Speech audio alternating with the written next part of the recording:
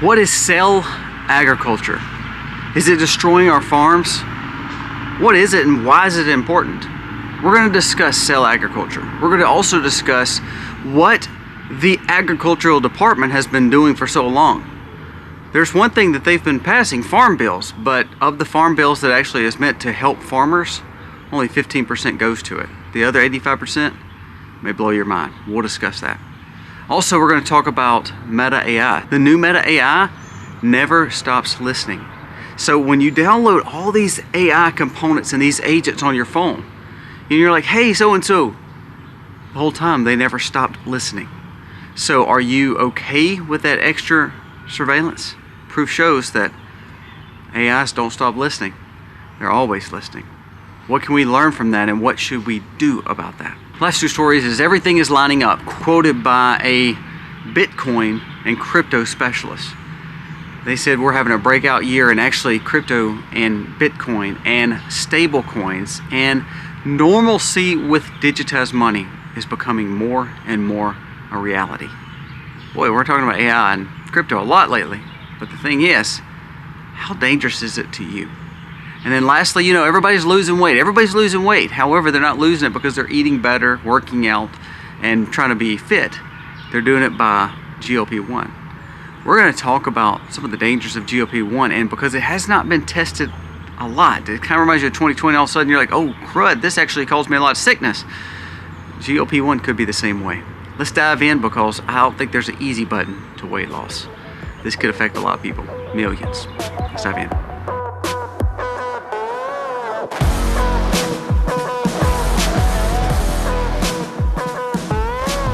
Hey guys, welcome to our channel. Thank you so very much for being here today. If you are new, we ask that you please subscribe to the channel.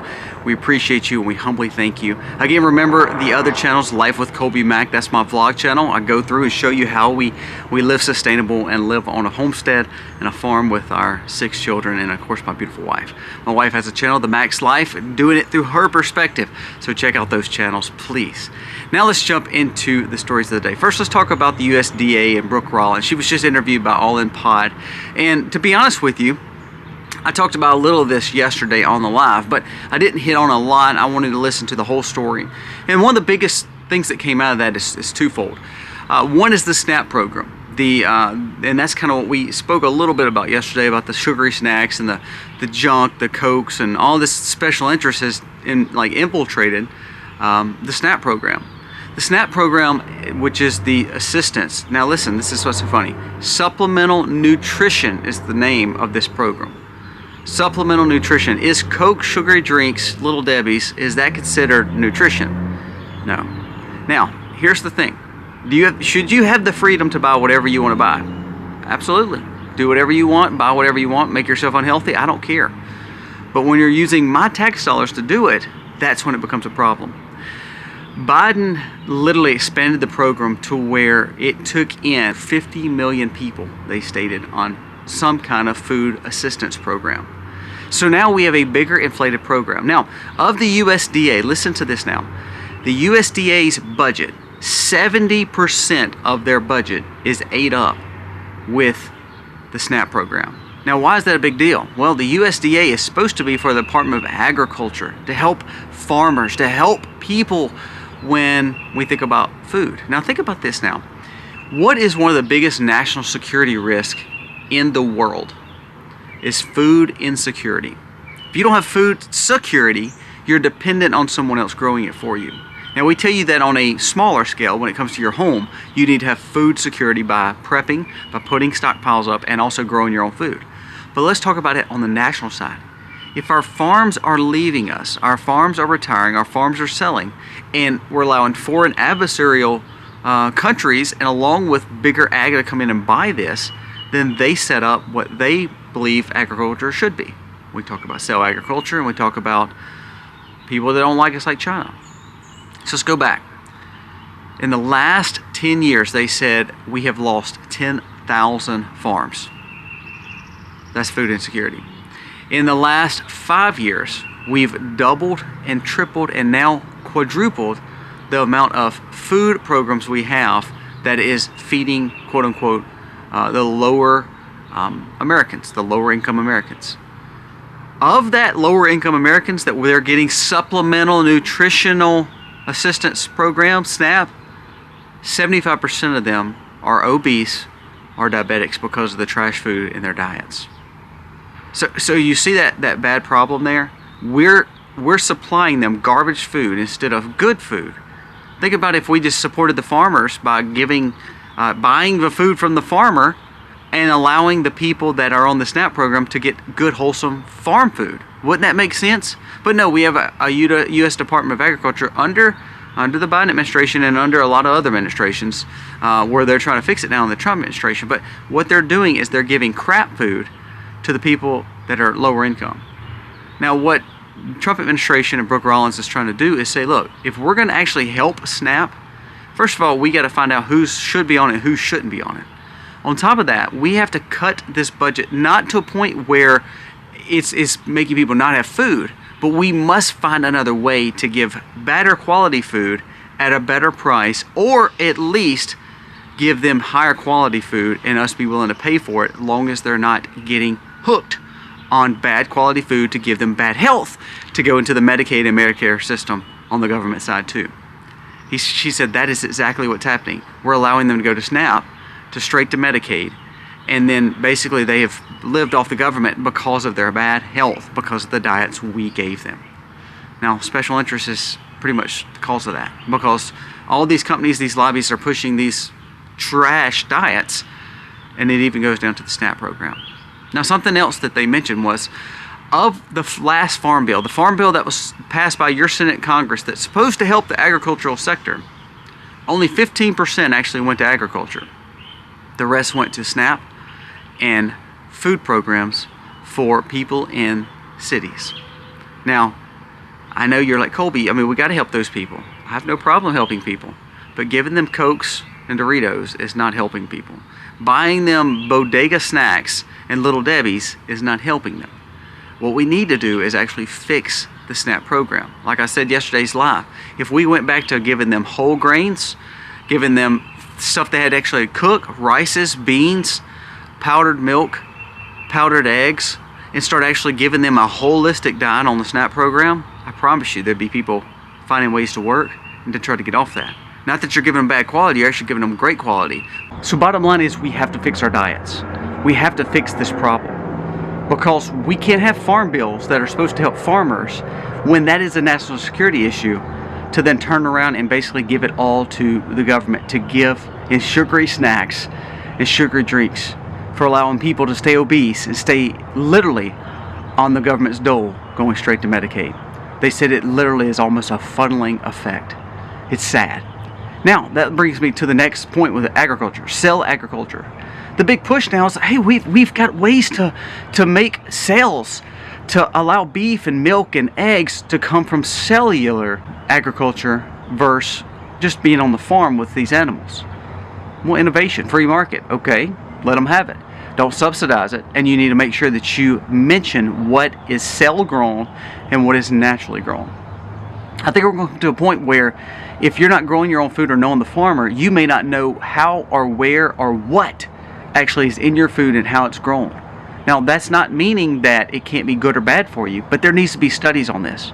Is it innovation, or is it scary God complex, and then we're putting all this synthetics into our food and using computers to basically build a piece of beef instead of actually growing it on the prairies? I honestly believe some things are meant to be left alone, and one of those things is food. Food in its natural holistic sense is the key to life. Now, spiritually, we believe in God, of course, but God, like think in biblical times, have given us so much wisdom when it comes to providing for our food. It never was meant to be easy. Remember the first book of the Bible? It was never meant to be easy to till the ground. But if we don't help the farmer, and we don't support the farmer, and we don't push to have true holistic grown food and to give that towards the SNAP benefits or to any situation, we're going to put ourselves in a very bad place. And that's going to be the true national security problem.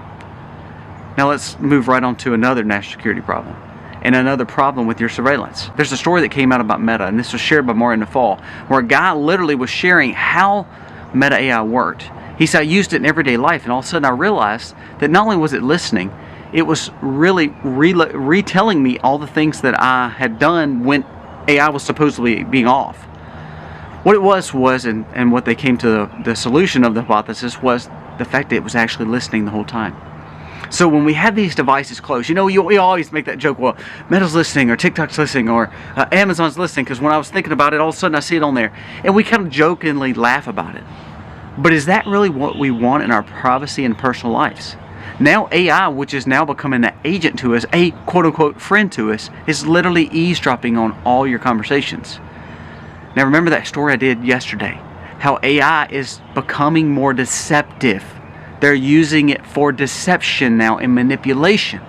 What if all of a sudden it's getting all this information, and when something needs to be done, they can use the words that you spoke against you? Well, you're in the privacy of your own home, talking to your wife, talking to your children, talking to whomever, your business associate. Well, now it's all on here, and one good cyber attack could take all that information off, huh? Please, here's my push to you. When you're in the privacy of your own home, especially with your spouse or with your children, don't have these things just laying around everywhere. Don't be using this kind of assistant, because guess what? It's telling everything upon you, and your secrets are no longer secret. Now that brings me to the next point, and again, I feel like I'm beating the same drum, but I want to keep bringing important things up. Everything is lining up. This is an article from Ayman Hashna from Cointelegraph. It says tokenization in a real-world asset is becoming not just abstract, not just talked about, not future, but now. It's becoming a blockchain-based infrastructure that everybody is embracing. On April 30th, BlackRock created a digital ledger technology to push shares across certain areas to make where people can buy into these treasury stocks and ETFs. It says the DLT shares will track BlackRock's Treasury Trust Fund, where they're going to utilize it where people can buy it on the market. On the same day, Libra announced plans to tokenize $500 million in Telegram debt through a new Telegram bond fund. This week's biggest headline was in Dubai, where multi-bank group signed a $3 billion tokenization deal with the UAB on real estate firms using blockchain and using digitized tokens to pay for things like real estate and goods. Now, I know people say, well, that's good, Colby. None of those things are bad. It's the new innovation. Do you want to carry a pocket full of gold and get robbed? No. But what did I say about May 7th yesterday? What did I say about this way of AI? What did I say about this new futuristic style money? It's all controllable, and it's all put on this quote-unquote blockchain that's supposedly safe. Well, people in Spain and Europe and different places like that, Portugal, couldn't use anything on the blockchain because they lost the grid last week. Do we realize the severity of putting everything we own on a digitized platform to say it's quote-unquote safe? Not only that, the other day we went to a restaurant. We took one of our children out. It was their birthday. You know, we don't go out and eat a lot, but for birthdays we always allow them to just kind of. Now we don't go to any trash food. So we go to a nicer restaurant and say, okay, you know, let's get something and let's eat. And that restaurant's card machine was down. And they were like, well, here, I'm sorry, we don't typically take checks, but now we can take cash or checks. We can hold your credit card and run it another time, but it would be best if you just paid cash. Now we know these people, they were a local business, but just think about that. That was just a small inconvenience at a little restaurant that had problems with their credit card reader. Now let's talk about mass hysteria. If you didn't have cash, and we put everything on the blockchain, everything on tokenization, everything such as your BlackRocks and big companies like that are embracing it, we're just supposed to take it hook, line, and sinker just because it's the new thing? What happened to us pushing against these big companies that were so dangerous to us when it comes to the global initiatives? You think they've given up on their global initiatives? Heck no. This is just another form to say, okay, it's not about the welfare, it's not about this UN push, it's not about Soros, but it may be a backdoor to say, well, we're going to get all your money on this thing, and then when all your money's on this thing, guess what? We can then use it against you, because then we control your money. Be careful of this. Everybody's embracing this, and you see conservatives saying, wow, we love this. Crypto is the new thing. I mean, even Trump's family, they're all embracing crypto is the new way. It's innovative, it's popular. Popularity may not be the best, and sometimes when the sheep are jumping off the cliff, it doesn't mean we need to be like the other sheep and jump off the cliff with them. Please be very conscientious of the dangers of crypto, of blockchain, of digitized forms of money. because I believe it's going to be a slippery slope that you're not going to be able to climb up the mountain again when you start falling down and realizing this is a way of absolute control. Now you can say, Colby, you're a fearmonger, you weirdo. Okay, hopefully I'm completely wrong and you can laugh at me in 10 to 15 years from now when crypto is doing great, the dollars fell, and everybody's happy and we live in a utopia. I'm sorry, I don't believe that's our future though.